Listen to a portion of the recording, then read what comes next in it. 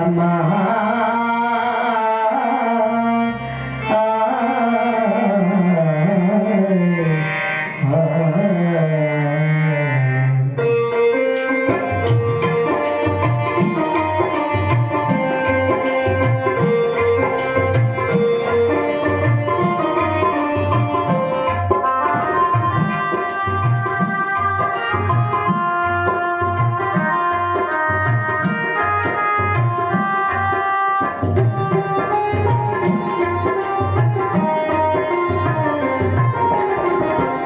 जननी शिवकामी जय शुभकामी जय रूपिणी जननी शिवकामी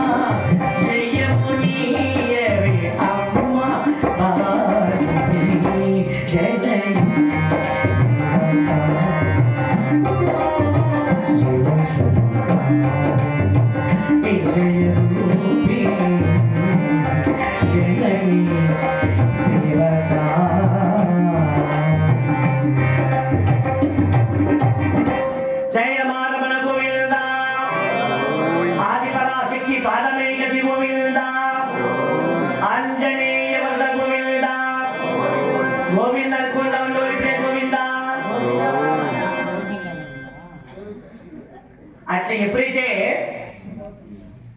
వచ్చి ఆది పరాశక్తి ధ్యానం చేసినారు, ఆది పరాశక్తి ప్రత్యక్షమైంది. ప్రత్యక్షమై నాయన పర్వతరాజా ఏం కావాలయ్యండి? అమ్మా ఆమె అందాన్ని చూసినాడు. ఆమె అందాన్ని చూసి ఆది పరాశక్తిని చూసిన పర్వతరాజు అంటాడు, అమ్మా సాక్షాత్తు నువ్వే నా బిడ్డగా పుట్టాలి తల్లి అన్నా. నువ్వే నా కూతురు కావాలి, నా కుమార్తె కావాలి. అప్పుడంటుంది ఆది పరాశక్తి, పర్వతరాజా చాలా గొప్ప కోరిక అడిగినావు. నన్ను బిడ్డగా ఇష్టపడినావు కాబట్టి నీ కుమార్తెగా పుట్టడానికి నేను అంగీకరిస్తున్నాను నాయన.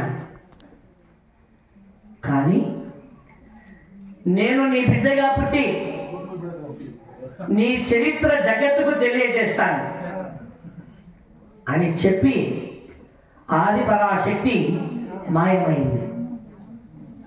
ఇప్పుడు మాయమైందో సునంద ఇక్కడ వెళ్దాం అని భార్యను తోడుకొని ఆస్థానానికి వెళ్ళిపోయినాడు పర్వతరాజు. ఏమని పేరు?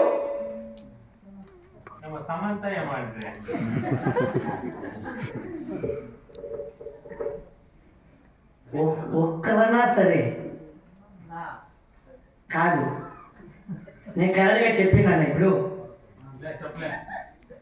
పర్వతరాజు భార్య పేరు ఏం చెప్తే అప్పుడే మేనకా.